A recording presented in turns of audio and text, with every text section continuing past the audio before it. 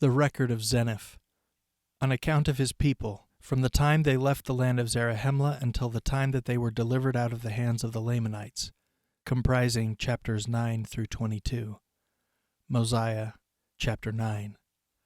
I, Zeniff, having been taught in all the language of the Nephites, and having had a knowledge of the land of Nephi, or of the land of our fathers' first inheritance, and having been sent as a spy among the Lamanites, that I might spy out their forces, that our army might come upon them and destroy them.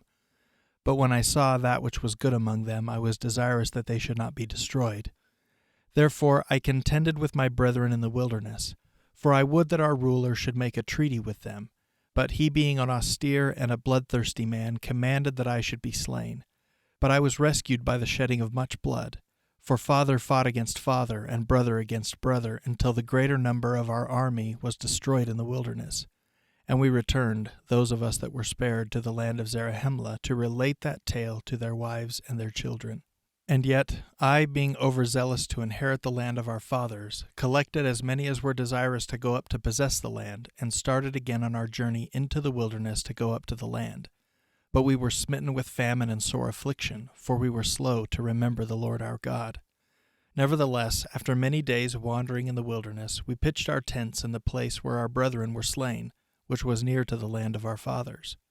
And it came to pass that I went again with 4 of my men into the city, in unto the king, that I might know of the disposition of the king, and that I might know if I might go in with my people and possess the land in peace. And I went in unto the king, and he covenanted with me that I might possess the land of Lehi-Nephi, and the land of Shiloh. And he also commanded that his people should depart out of the land, and I and my people went into the land that we might possess it. And we began to build buildings, and to repair the walls of the city, yea, even the walls of the city of Lehi-Nephi, and the city of Shiloh. And we began to till the ground, yea, even with all manner of seeds, with seeds of corn, and of wheat, and of barley, and with nees, and with sheam, and with seeds of all manner of fruits. And we did begin to multiply and prosper in the land.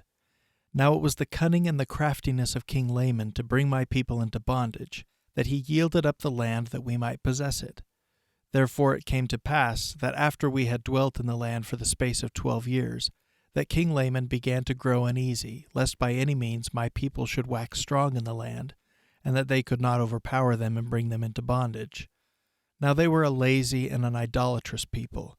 Therefore they were desirous to bring us into bondage, that they might glut themselves with the labors of our hands, yea, that they might feast themselves upon the flocks of our fields. Therefore it came to pass that King Laman began to stir up his people, that they should contend with my people. Therefore there began to be wars and contentions in the land.